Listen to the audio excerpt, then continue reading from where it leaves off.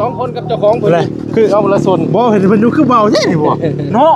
ยุบปั๊บปั๊บมันบ่ได้เบาพี่เด้เด้กูเออเออเออคือเฮาย่อเลยคือแบบขึ้นนักคือหยังกันนะเจ้าของเพิ่นย่อผู้เดียวนี่เอ้ยอึ๊บโตหินอ่อนพี่น้องเอ้ย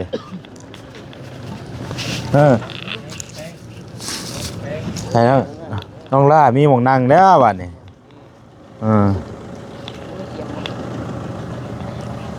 กินตรงนี้ลูกเทียมเอามาเนี่ยนะกูได้ลูกเอาไปถึงทางเนาะไปแล้วบ่ไปส่งทางใดแน่ช่วงนี้เรื่อยๆบ่มื้อนี้บ่มีแต่ออเดอร์เดียวนี่เอาเป็นร้านขายน้ำตัวเมืองนอกบ่สู่ออกปานใดโดยน่าจะเพิ่นพ่อหมดแล้วบ่จัก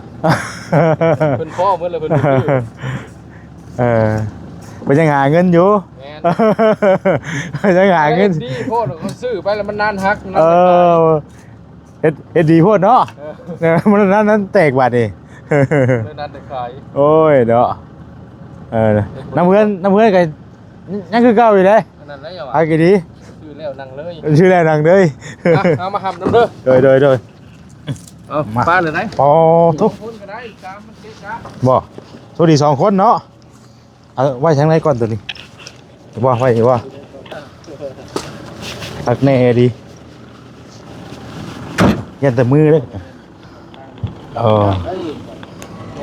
น้ำตัวเมืองแล้วเขาบริการส่งให้พี่แต่ว่านอกตัวเมืองแล้วบวกค่าส่งเพิ่มตามระยะทาง2,100,000บ่ให้เพิ่นมอบบ่บ่ไปยังบ่สิครบเลยแหละบ่ได้นับได้นับเบิ่งก่อนเนาะเดี๋ยวนับก็ได้เดี๋ยวนับนี่สิบ่ครบเฮ็ดเอาขอขอบใจได้ไหนโดยเข้าใจหลายได้เด้อขอบใจบ่พอสั่งอีกเด้อโดยคำว่าเป็นเนาะมีแต่ว่าให้ทางน้องด้าขอบคุณทางลุงโยงเพิ่นมอบของขวัญปีใหม่ให้เด้อได้มีโต๊ะหินอ่อนได้มื้อนี้เด้อบ่ได้มีหยังมาฝากมาต้อนได้พี่น้องเอ้ยนี่แหละเนาะฝากขอบคุณเพิ่นแน่ล่ะแต่ทางลุงโยงเด้อของขวัญปีใหม่ข้าน้อยก็ขอบคุณขอบใจเอื้อยหลายๆเด้อที่ซื้อโต๊ะกินข้าวกับอันของหลายๆอย่างที่เพิ่นซอยผ่านมาแต่ก่อนก็ขอให้เพิ่นอยู่ดีมีแฮงอายุมั่นควรยืนขอให้เพิ่นมีแต่ความสุขและความเจริญเรื่องงานการยังก็ขอให้ราบรื่นไปเด้อคิดสิ่งใดก็ขอให้ได้สิ่งนั้นเด้อขอให้เอื้อยร่ำรวยสุขภาพเข้มแข็งครอบครัวของเอื้อยก็มีแต่ความสุขและความเจริญเด้อสาธุแล้วก็ขอบใจบ่าวแซนนำเด้อ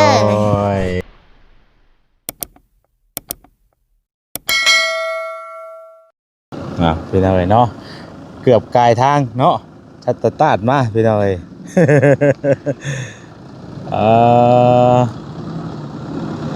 มาแล้วเป็นอะไรเนาะ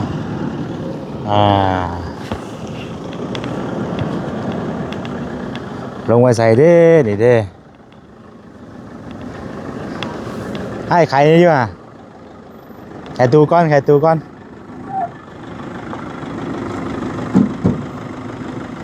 โอ้จวดขนาดเนาะ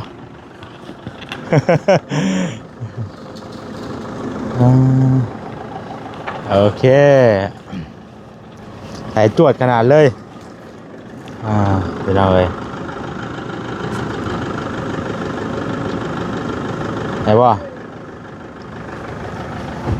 สบายดีป่ะแซนสบายดีโอ้สบายดีฮะสบายดีเห็นหน้าเห็นตา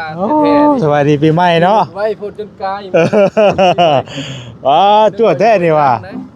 นึกว่าอยู่ห้วยยางนึกว่าเดินเข้าไปในบ้านคุณบ่แมนโดยเข้ามาจาก200-300 เมตรโคตรเลยโคตรโดยหมองนี้เลยลงเลยได้เนาะโดยสบายดีไอ้โดยถ้าง่ายเพิ่นจังบ่ทันฮู้หรอกพี่น้องเนาะว่าสั่งอันนี้มาให้เพิ่นน่ะเอาลงไปของได้นี่ต่างเบิ่นนี่แล้วนี่คือสิได้นี่แล้วหมอตามเบิ่นหมอนี่มันก็ต่ำพุ่นเนาะหมอนี่ก็ได้ครับว่านั่นมันโล่งเนาะ ตันทางนั่นบ่ แม่นมาจิตันทางนี่แหละ อืม หน้าบ้านเนาะ เอาไว้เราไว้นี่ก่อนเดี๋ยวยังจัดแจงอีกว่าเลยอ่า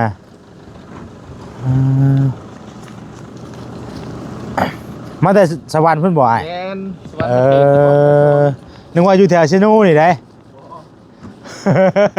นึกว่าอยู่แถวเชโนูนี่ อยู่สวรรค์แต่ว่าส่งหมดตัวเมือง ทางไหนก็ไปเนาะ แม่น โอ้ตัว เที่ยงสั่งมาใกล้ๆ โดย ช่วยบ่ ซอยได้เนาะ ช่วยแล้วมาให้ก็ซอย โดยซอยย่อได้บ่เนาะ เอา2คนกับเจ้าของเพิ่น เลย คือเอาละส่วน บ่เห็นมันยุกคือเบาใช่นี่บ่เนาะยุกปั๊บแล้วมันบ่ได้เบาอีกทีเด้เด็กว่าเออ เออ มือเนี่ยมันคือบ้าเลย คือเฮาย่อเลยคือแบบขึ้นนักคือหยังกันนะ เจ้าของเพิ่นนี่ย่อผู้เดียวนี่ เอ้ยโตหินอ่อนพี่น้องเอ้ย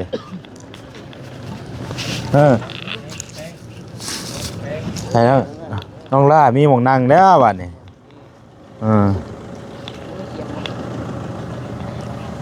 กินตัวนี้ลูก เทียมเอามาเนี่ยนะกูได้ลูก เอาไปถึงทางเนาะ ไปแล้วบ่ ไปส่งทางใดแน่ช่วงนี้เรื่อยๆบ่ มื้อนี้บ่มีแต่ออเดอร์เดียวนี่ เอา เป็นร้านขายน้ำตัวเมืองนอกบ่สู่ออกปานใด โดย น่าจะเพิ่นพ่อหมดแล้วบ่จักเพิ่นพ่อหมดแล้วเพิ่นบ่ซื้อ ไปยังหาเงินอยู่ แม่น ไปยังหาเงิน ดีโพดเขาซื้อไปแล้วมันนานฮักมัน เอ นาน อเฮ็ดดีโพดเนาะมันนั้นแตกบาดนี่ เลยนานแต่ขาย โอ้ยเด้อน้ำเพื่อนก็ยังคือเก่าอยู่เด้ อันนั้นแล้ว หากี่ดี ซื้อแล้วนั่งเลย ชื่อแรนังเด้ย เอามาหำน้ำเด้อ โดย เอาป้าเลยไหน อ๋อทุก คนก็ได้ตามมันเก๊กะ บ่โชคดี2คนเนาะเอาไว้ทางไหนก่อนตัวนี้บ่ไว้นี่บ่ต้องงามๆเลยพี่น้องเอ้ย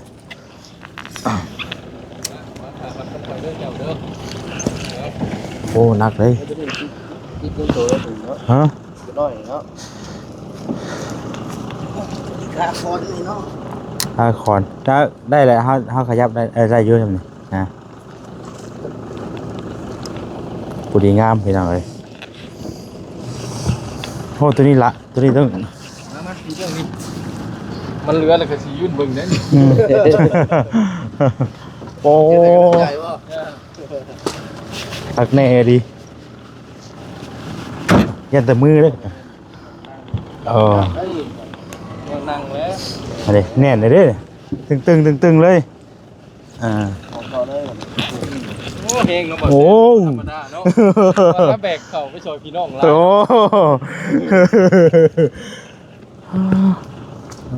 ปุ๊บปั๊บก็เรียบร้อยพี่น้องเลยเนาะ หัว นะหัว เนื้อบ่ ได้เฮาจังหาอัน ใหญ่เด้เหรอมันคุณติดมันแน่หั่นอยู่แคมทางแค่จุ่มน้ำมาเสร็จเอาเดินนางเด้อเจ้าเช็ดคือเก่าสิคุณติดคือเก่านี่เพื่อจะใกล้ทาง บาสินั่งยังเช็ดเอาเนาะบาสินั่งยังเช็ดเอาพี่น้องเอ้ย ก้นเช็ดเอาโล่น จวดขนาดเนาะ เนาะถึงจุดหมาย เท่าไรก็ให้ 2,100,000 กีบ 2,100,000เด้อ แม่นำตัวเมืองแล้วเฮาบริการส่งให้พี่แต่ว่านอกตัวเมืองแล้วบวกค่าส่งเพิ่มตามระยะทาง 2,100,000 บ่ให้เพิ่นมอบบ่ บ่เป็นหยัง เอา บ่ คือ จะ สิครบเลยแหละบ่ได้นับได้ นับเบิ่งก่อนเนาะ บ่ เพื่อ นับก็ได้ เพื่อ ระดับนี้สิบ่ครบเฮ็ดเอาขอขอบคุณขอบใจได้ไหน โดย ได้บาทนี่ไหน โดยเข้าใจหลายได้เด้อ ขอบใจบ่พอ โดย สั่งอีกเด้อ โดยคำว่าเป็นอะไรก็จังสิแชร์ถามใหม่เด้อ เอาขอบใจ ขอบใจเอาโชคมัน เอาสุขดี FC โดย บ่แสน โดยสิได้ใครมาเด้อ โอเค โดย ทางง่ายเพิ่นก็ แบบจวดขนาดเนาะ หาที่เร็ว ตัวเป็นยังไงแบบสายจวดดีๆนี่ปุ๊บคือเดียว เกือบไม่คงจะว่าสายด่วนดี เราแชร์ยังบ่ได้สปีดปานนี้เด้ค่ะอันนี้ด่วนแฮงอีหลีอันนี้แบบเฮ็ดจังนั้นตัวบ่ทันเนาะ แต่หูพอลองได้เพิ่นง่ายพื้นอยู่นะให้เคลียร์สถานที่อยู่พี่น้องเอ้ยเนาะให้ลองละฮะ ดีใจหลาย ดีใจหลาย เลย ฮะพากันมาฮอดตะลนแล้วพี่น้องเอ้ยแต่ว่าบ่ได้บอกเพิ่นว่าสั่งโต๊ะนี้มาให้เด้ เลย สงสัยว่าบ้ามายังมื้อนี้นะฮะ ต้องใช้อยู่ มาแล้วพากันมานอนอยู่เตียง ถ่ายโต๊ะว่าอะไรพี่น้องเอ้ยเนาะ ก่อนถ่าเนาะ เอามานั่งบัดนี้ นั่งทางไหนจังสิจะได้มุมบ่จะดี มีอะไรอยู่ ได้บ่นี่โอ้มันคากันเลยนี่เอาเพลงมาเซ็ตก็ไปยังเลย แล้วเราเราบอกอยู่ดิสิเอากดทัวร์เลยเหรอ ว่าแล้วกดถูเลย นั่งตัวกล้าพี่มานั่งต้นไม้พี่ ลงมาแล้ว นั่งต้นไม้โอ้คักแล้วนี่แล้วเขาจังหาหมองหายังเอาอีกเนาะครับว่ามันยังบ่ได้พอกกันเขาจังหากอยู่นี่ก็คักได้อยู่นี่ถูกต้องแล้วอยู่นี่หรือว่าไอ้มีหมองอะไรอยากตั้งเป็นพิเศษกันหรือว่าก็ได้หรือว่ามองนั่นก็ได้ มองเตียงเนาะ มองเตียงก็ได้มันโฮมตลอดบ่ทันแม่นตอนแรกเลยตอนหวานแล้วผมเลย แล้วจะง่ายไหมบ่ได้เนาะ แม่น อันนี้เพิ่นมาล้วนโพดเนาะตัดสินใจนั้นตัวบ่ทันบ่ นี่ก็ล้วนโพดเนาะก็ล้วนอีหลีโอ้ก็เลยว่าเอ้าลงอะไรก็ลงกันเราเพิ่นลงแล้วก่อนมองอะไรก็ยังจะแจงเอาบ่เลยเนาะต้องได้จนตั้งตัวบ่ถึกพี่น้องเนาะทางบ่แซงก็มาฮอดแต่ดนนั่นแหละพี่น้องเนาะเอาสบายดีอีกเทื่อนึงเด้อพี่น้องเด้อเนาะจนบ่ได้เปิดกล้องพากันมาฮอดแต่ดนแล้วแต่ว่าบ่ได้บอกน้องเพิ่นเนาะว่ามื้อนี้ทางบ่แซนสั่งโต๊ะหินอ่อนมาให้น้องด้าเนาะเป็นของขวัญปีใหม่เด้อน้องเด้อ เลย ก็ทางลุงโยงพี่น้องเนาะเพิ่นว่าบ่ต้องบอกน้องด้าเด้อว่าซั่นให้ทางบ่แซนสั่งมาเป็นของขวัญปีใหม่ให้เพิ่นเด้อว่าซั่นพี่น้องเนาะก็ตามจุดประสงค์ทางเพิ่นบอกก็มื้อนี้ก็ได้สั่งเข้ามาฮอดมาถึงฮอดหม้องฮอดบอนเป็นที่ห้อยแล้วเนาะโต๊ะหินอ่อนเอาไว้นั่งเนาะ เลย หลักแล้ววันนี้ไม่ได้จะแจงเอาได้เด้อมักมองใดกะตั้งเป็นเอาอันนี้คือแบบว่าเขาเอาลงไว้สุข้าวหรือว่ามองใดมันเคยขึ้นมันมอเลยกะแล้วไปเนาะมาวันนี้ถือว่าอยู่เพื่อนวันนี้เนาะ โดย ไปวิ่งทางใดก่อ ไปเฮ็ดเรียกอันนั้นก็สร้างแต่ว่ายุดบ่ได้ไป อยู่จักมือได้ 5-6 มื้อเลยได้บ่ได้ โอ้ ไปนี่ อยู่ห่างมือแหละ โดย หยุดปีใหม่นี่บ่ ยุดปีใหม่ก็แม่นแล้วก็ยุดค่าเวียกอยู่ในบ้านแบบ โอ้ ญาติพี่น้องเพิ่นเสียนะ โอ้ไปซอยเวียกงานเพิ่นอยู่พุ่น โดย โอ้โดยแล้วล่ะบ่อันเพิ่นทรงสการแล้วแหละ ช่วงสการแล้วยังแต่จัดบุญ อ๋อให้วิทย์กันบ่ พิดบุญก่อน แปลว่าหลังจากที่เฮาทรงสการปุ๊บก็3มื้อบ่ โดย 3มื้อก็เฮ็ดบุญแจกเลย โดย โอ้โดย3มื้อแล้วก็เฮ็ดบุญแจกเลยพี่น้องเอ้ยเนาะงานอยู่บ่น้องด้านนี่ งาม มากบ่ ค่ะ 2,100,000พี่น้องเอ้ยเนาะโตหินอ่อนแต่ก่อนน่ะมันเท่าไหร่นะแต่ก่อนน่ะแต่รุ่นที่ว่าเบานั่นซื้อให้ทางมอต้าว่าอย่างมันเคยสร้างให้อยู่พี่น้องเอ้ยเนาะ อันนี้ก็เอาน้ำเพิ่นนั่นแหละเอาน้ำผู้เคยเอาเนาะเพราะว่าเฮาก็เคยเอาน้ำเพิ่นเรื่อยอยู่เพราะว่าสิอยู่ทางใดพี่น้องเอ้ยเนาะก็เอาน้ำเพิ่นมองดูขอบเขตนี่เพิ่นไปส่งในเบิดทางอ้ายเพิ่นก็ได้มีหยังก็มันเรื่องว่าเรื่องโตหินอ่อนนี่มันเอาน้ำเพิ่นโดดเพิ่นก็เฮ็ดดีเพิ่นก็ได้ เฮ็ดดีพวกเราอ่ะ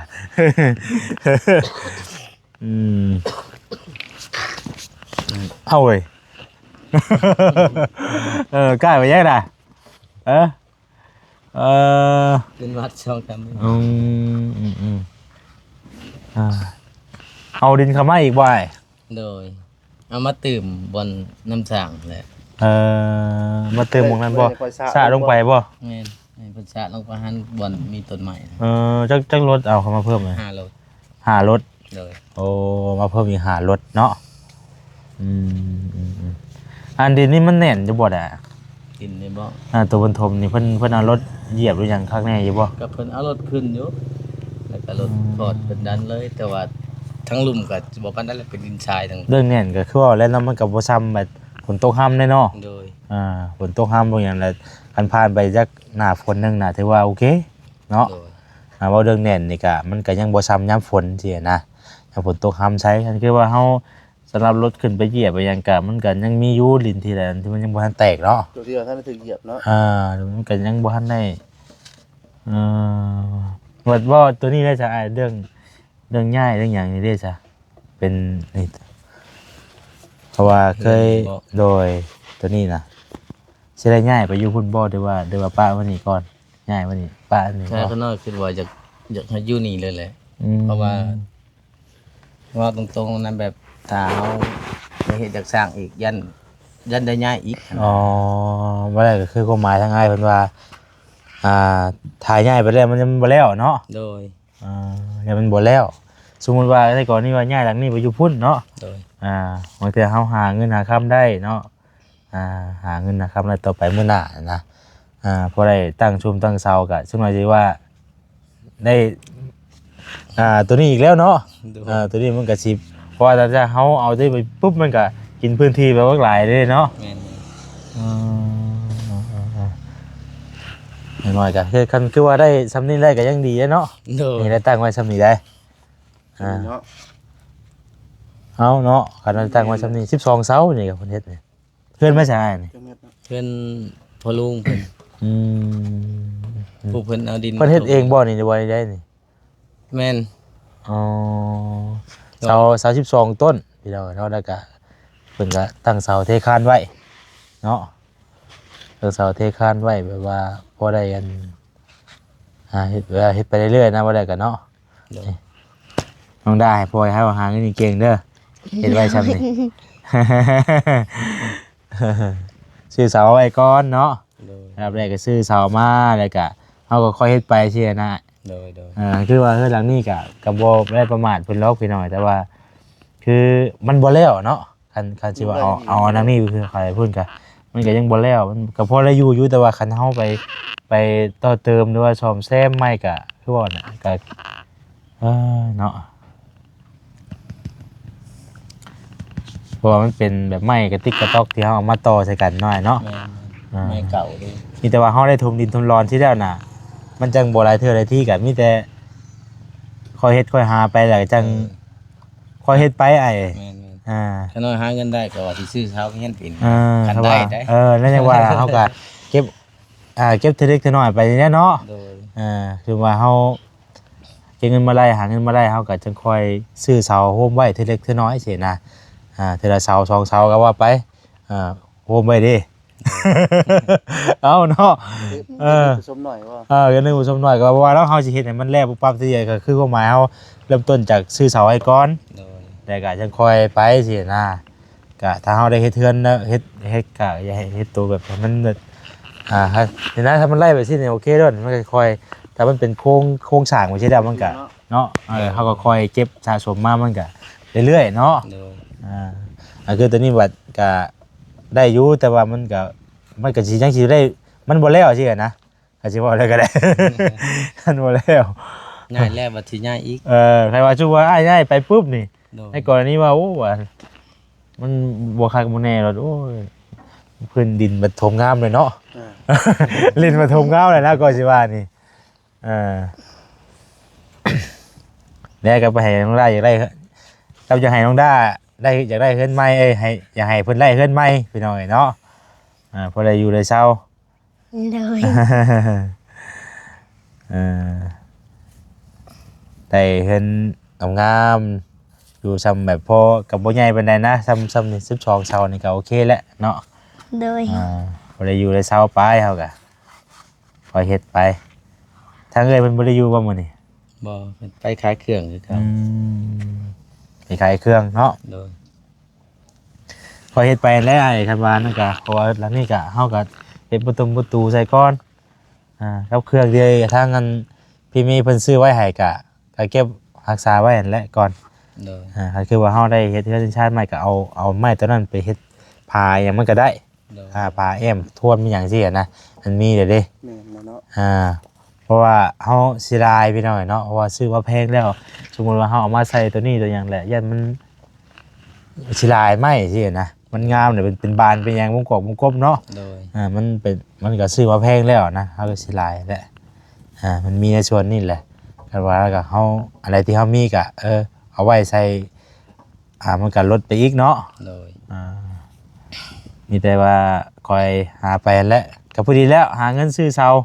ไว้ซ้ำมันผ่านไปปีนี้ก็ให้ผลตกห่ำเป็นอย่างภายในปีหนึงก่อนก็ใครในดินมันแน่นเป็นอย่างไรก็เนาะ โดย ใครสิฮดน้ำเอานี่ก็โห สิบ่ได้เปลี่ยนไรชอบกับเทื่อพุ่นบ่ หากได้ลงหน้าสิดูฮดแต่ละมื้อฮดไปได้มันเปิดเบิดด่วนน้ำเบิดบ่เบิดด่วนน้ำเวลาอันเฮาฮดเปิดฮด บ่ เบิดบ่ โดย มันก็คือว่ามันก็บ่ซ้ำน้ำฝนหน่อยเนาะ แม่นก็คันโฮดก็ได้อยู่แต่ว่า สิเปียกแต่ทั้งเทิงนั่นแหละ มันก็เพื่อมันสิลงมาพื้นเนาะ โดย มันบ่แม่นสิง่ายๆได้พี่น้อยจักแล้วเฮาก็ตีขอบสี่เหลี่ยมแล้วก็ถ้ามีน้ำนองก็ดูดน้ำมาใช้รถ ใส่โคมพญานาคดูใช่ได้ว่า เอ้าแต่ว่ามีน้ำนองมีบ่น้ำนองแถวนี้ไง บ่มี ก ระพูนไก่ โอ้กูจะไปเอาน้ำมาใช้เนาะบ่คันขึ้นในก่อนนี่ว่าเฮาสิเฮ็ดเฮือนปีนี้ปุ๊กปีนี้ยังว่าจะเป็นแน่เนาะหามาใช้เอาได้บ่ได้อันนี้จักยามใดบ่เนาะก็โอ้ยอะไรก็พูดแล้วถ้าฝนตกค่ำปีหน้าปีไหนบ่ได้มันจังบ่ได้อัน จะแม่นบ่ หาอันมันจังบ่ได้ยากกันดูดไปใช้สินะก็พอดีได้เพื่อให้เพิ่นหาเงินซื้อเสาก่อนหาเงินซื้อเสาก่อนพี่น้องเอ้ยเนาะค่อยเฮ็ดค่อยหาไปได้ก็ตั้งใจไว้ว่าสิหาเงินไว้ซื้อเสาปีนี้แต่บ่ แน่นอนก็ได้ซ้ำนี้ก่อนได้ซ้ำ12เสาเลยเนาะ เลย ก็โอเคอยู่เสาละพันบ่ซ้ำนี่ต้นละพันบ่ ประมาณนั้นแหละถามเพิ่นเบิ่ง ต้นละพัน 4 เมตรถ่วนได้ 10 เมตรถ่วนต้นละพันก็พอดีนี่คันเฮ็ดคันได้ขึ้นโค้งไว้สิได้ก็โอ้สุดว่าสุดยอดแล้วนี่ก็เบิดหลายเติบแล้วนี่ก็ แม่นแล้ว 12เสาก็12,000นี่เขาว่าต้นละพันนี่วันนี้ก็ตั้งสร้างนี่ตั้งเสาเทคานนี่เพิ่นก็เอาไปแล้วไล่ต้นละพันคือกันนี่ก็12,000นี่มันก็บวก2คูณ2แล้วได้นี่12,000 24,000เลยนี่วันนี้บวกกับซื้อเล็กซื้อดินพื้นปูนบาดนี่ คือบล็อก ตกไปได้ประมาณ 30,000 ปลายได้นี่30,000 ตกไป3ปลายได้นี่เด้ฮอดได้3ปลายนี่ 30,000ก็ลังได้ซ้ำนี้พี่น้องเนาะ 30,000ก็ลังได้ซ้ำนี้วันนี้ว่าเรื่องโค้งเรื่องหยังแม่นอันนี้คือว่าถึงที่เฮาไล่มานี่คือแบบว่า ข้าวเนาะ เฮาเคยเฮ็ดเด้คร่าวๆว่ามันสิมีจุดนี้สิเห็นนะเพิ่นน่ะแต่ว่าเรื่องไล่ก็คันคือเฮาเฮ็ดแท้จริงก็มันก็ต้องไล่จากราคาแบบแบบสมมุติว่าเฮามีนั่นนี่เฮาก็ต้องได้ไปถามตัวจริงเลยสิเห็นนะพี่น้องเอ้ยประมาณนั้นแหละเนาะอันนี้ว่าพื้นอยู่ฟัง เอาพื้นตึกเฮือนอยู่ฟังเนาะเครื่องมันน่ะนะพองได้แล้วก็คือสิฮู้อยู่ดอกเนาะจักได้พองได้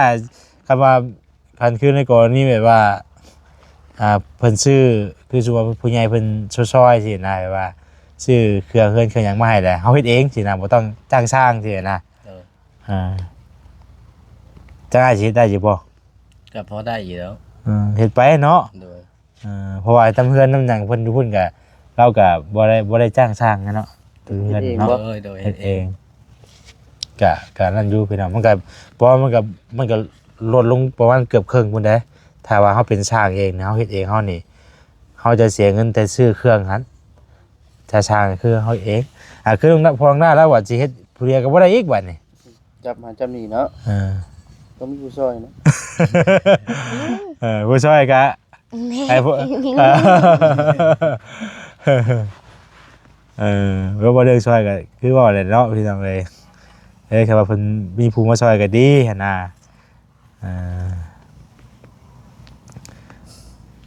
พังไปแหละพี่น้องเนาะค่อยเฮ็ดไปอันนี้เว้าเรื่องมาไว้ว่าแซนเว้าพื้นชูพังเนาะเกินพอลองใต้นี่นั่นก็เราเฮ็ดเองได้มีแต่จ้างแต่โครงหลังคาซื่อๆพอโครงหลังคาแล้วขึ้นสูงบ่ได้เด้แล้วยันถ้าเป็นวินน่ะนะคนเป็นวินแหละขึ้นสูงบ่ได้ยันเป็นวูบแหละอย่าตกกันนะได้จ้างกันตัวนั้นแต่ชวนก่อชวนโบกชวนเทพื้นนี่เราเฮ็ดเองหมดเลยกับตอนตั้งเสานี่หาคนเอาบ่ได้จ้างแต่เฮาหาให้เพิ่นมายุกเสาให้ปึ๊บแหละตัวก่อแอลเทคานนี่เฮาเฮ็ดเองเฮาสินะแต่ว่าตัวตั้งเสาเฮาหาหมู่ได้เฮาหาหมู่มาได้แต่ว่าเฮาแบบคือซุมื้อนี้ก็มันก็บ่อยากมีแล้วเนาะหาหมู่ไปย่อแต่ว่ามันก็เฮายังหากันได้อยู่นะบ้านเฮานะยังได้อยู่ก็ยังหากันได้อยู่แบบว่าหาย่อเสาเด้อเฮาก็เตรียมข้าวกับน้ำสู่เพิ่นกินก็ได้นะอันนี้คือเฮาเว้าเรื่องแบบว่าเฮาบ่มีเงินจ้างไงนี่นะผู้ออกแพรได้ก็เลยได้ทางนี้โอ้ยเนาะก็ไปแล้วใช่ก็ได้เข้าห่มก่อน คงกันบ่ถ่ายบ่อีกเทื่อติก็บ่ได้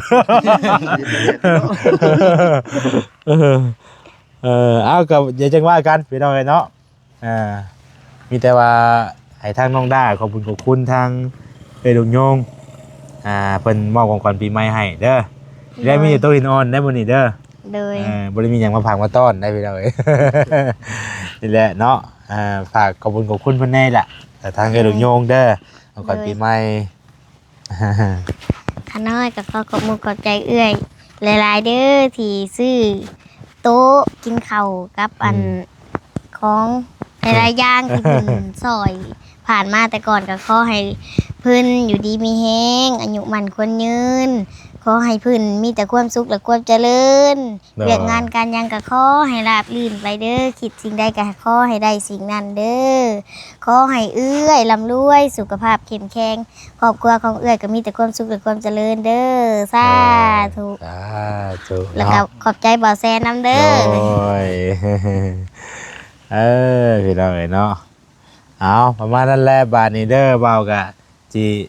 ไปเวียกต่อก่อนเด้อดีใจนำได้โต๊ะหินอ่อนพี่น้องเนาะไว้ในนั่งข้าวกินน้ำไปแล้วเนาะโอ้ครูมากก็พอได้มีหมองนั่งหมองเศร้าเนาะน้ำแล้วมัน2 ล้าน1แสนพี่น้องเอ้ยเนาะเอาบอสดีแคปภายในใครได้ไปบัดนี้เด้อน้องนาเด้อดีใจน้ำมาให้แล้วบัดนี้ได้โต๊ะกินข้าวได้นั่งกินข้าวกินน้ำได้พี่น้องเอ้ยงามน้ำพี่น้องเอ้ยอะไรมาชวนกันผู้ใดมาหนามาในก่อนจีรอเบิ่งอีกอะไรมาอีกมื้อนี้คือต่างไงเนาะคือใบเต็มอยู่บัดนี้บ่บ่มันปลูกยอดไปเรื่อยๆเนาะขอบใจหลายได้เด้อขอบคุณบ่เสียหลายเลยบ่สลีโดยดีๆแม่งเดินทางไปเด้อโดยดีใจนำเด้อไอ้โตนั่งได้เนาะดีใจนำโลกคักเนาะบ่ได้มีแต่เอาไม้ไปค้ำไว้น้ำยันเพิ่นฮักได้บ่ได้ไม่ได้พี่น้องเนาะเพิ่นก็เอาดินเอาดอนขึ้นมาอีกจัก5 รถว่ายบ่กินนี่นะ5 รถเนาะแต่พี่น้องป้าโทคักไอ้ดีบาทนี่เอาเพิ่นยังสิมาหลานอยู่บ่โอ้แบบว่าเฮามาเทเพิ่นยังเพิ่นบ่ได้กับเพิ่นรับดันให้เฮาเนาะโดยดันยู่ลงมาให้มันพอดีมันสูงนะว่าอะไรกันเนาะมันก็จะได้กว้างไปอีกเดี๋ยวไอ้ฮักอยู่เอาพี่น้องเอ้ยจังใดกระทั่งบ่แซ่ขอบคุณทางเอ้ยดอกยุ่งหลายๆเด้อเนาะโชคดีปีใหม่พี่น้องเอ้ยอยู่ดีมีแห้งสุขภาพแข็งแรงเด้อเนาะปรารถนาสิ่งใดก็ขอให้ได้สมหวังดังปรารถนาเด้อขอให้มีแต่ความสุขความเจริญเนาะ สุขภาพแข็งแรงสำหรับคลิปนี้ลำลาไปก่อนยินดีมีแห้งบ่สุขูสู่คนพี่น้องเอ้ยเนาะสบายดีเด้อพี่น้องเด้อ